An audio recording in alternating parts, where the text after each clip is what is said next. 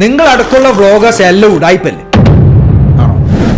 ഒരിക്കലും അല്ല. ബാക്കി എല്ലാ വ്ളോഗേഴ്സിനെ പറ്റിയും നിങ്ങൾ പറയാ വീഡിയോയില് അവരെ കഞ്ഞി മുട്ടിക്കാൻ നിങ്ങൾ ഒരിക്കലും ഒരാളെ കഞ്ഞി ഞാൻ മുട്ടിച്ചിട്ടില്ല. നമ്മളെ സുഹൃത്തു വലത്തിൽപ്പെട്ട 2-3 സ്ഥാപനങ്ങൾക്ക് ഇങ്ങനെ ഒരു വിഷയം വന്നപ്പോഴാണ് ഞാൻ ഈ ഒരു വിഷയം പറയാൻ കാരണം.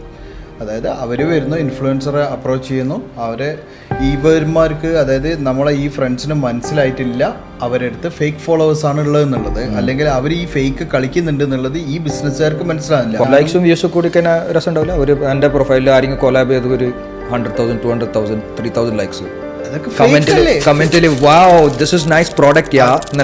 അതാണ് ഇവന്മാരും ഈ ബിസിനസ് ഓണേഴ്സും കാണുന്നത്.